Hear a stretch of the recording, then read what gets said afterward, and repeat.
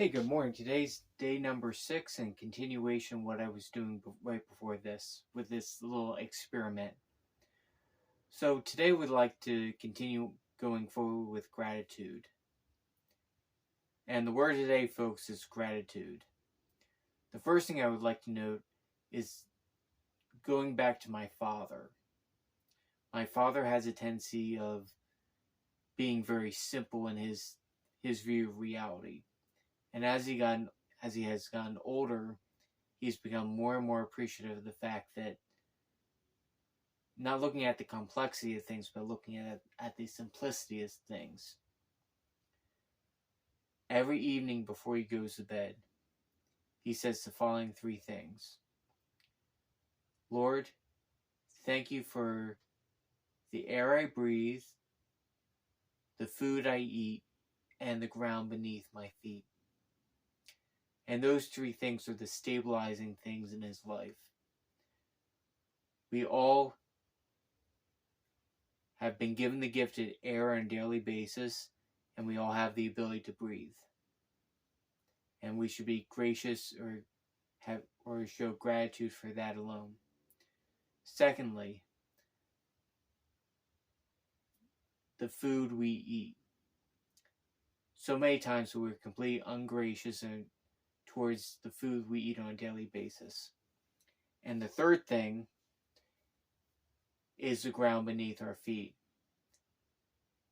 In many cases, a lot of people have vertigo, and vertigo just really screws up your mind severely. You don't know which way is up. But if you look up to the sky, you see the zenith up above you, and you know which way is up. You can at least move forward with your life in that direction. So, something else I want to talk about briefly about gratitude is also, as a Christian, in growing in my faith, over time, I've come to appreciate more and more the fact that at first I was more aggressive, and over time I'm becoming more and more less aggressive, more passive aggressive in my actions and deeds. And it's subtler. At one point, right after brain surgery, I was punching myself in the face because I was so aggravated. I had basically a cognitive simplex. It's a combination of having the mental faculty, but not necessarily having the ability to express that mental faculty. One side of my brain was working, the other side was basically in paralysis. And that was really, I didn't like the word frustrating. I did like the word cognitive simplex. So, so essentially, when it comes right down to it, I had so many pent-up emotions that I wasn't actually able to express those orally, so I ended up taking punches to the face. Now, a lot of times, there's 3 rules in cellular medicine for what is actually a healthy cell. And as a result, if the cell is healthy, the whole body is healthy. And that's the logic that goes from there. There's 3 things. First, communication.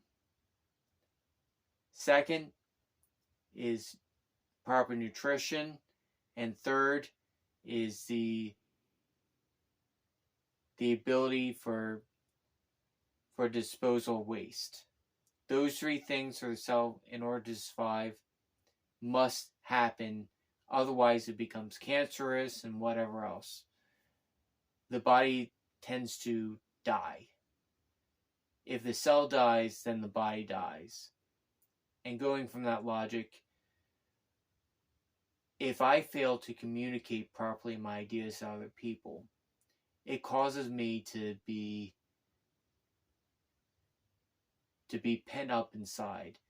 And in many cases, what I tend to do is I tend to write and articulate really meticulous ideas in the text, in my journal. However, in many cases, if you can see it right here, in many cases, a lot of those ideas are for naught because I'm not properly expressing the ideas to you, the audience.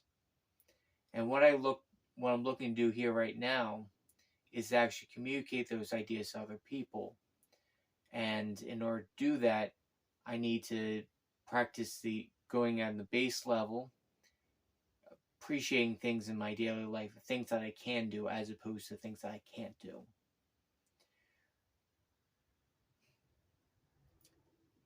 Here's another weird thing for therapy.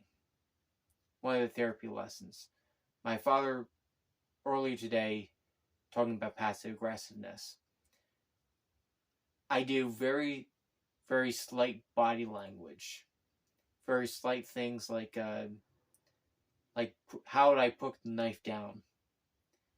And those little minute things is picked up by my parents like that. And they spot my passive aggressiveness really keenly.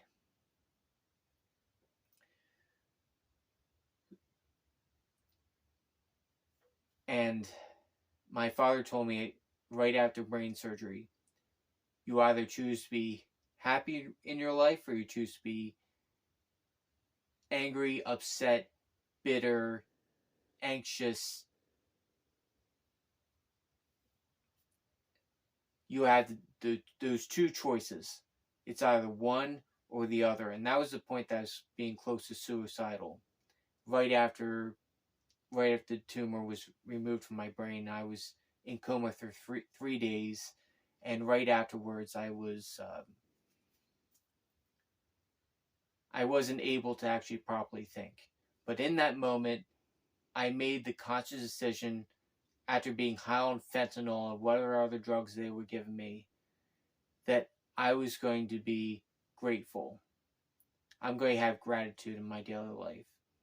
And my father noted that to me this evening, right before my hand therapy.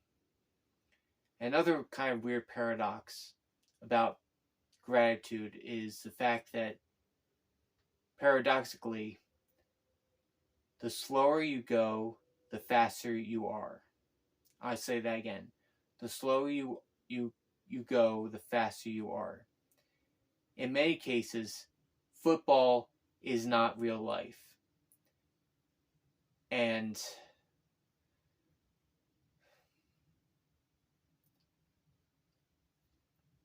case in point, most athletes in this world are people that are using their sympathetic nervous system, where most people nowadays, in order to work effectively, are using their parasympathetic nervous system. It's using the reptilian part of the brain as opposed to the executive part of the brain. In a lot of cases, we tend to use our sympathetic nervous system and be reactionary, as opposed to using our parasympathetic nervous system and being responsive to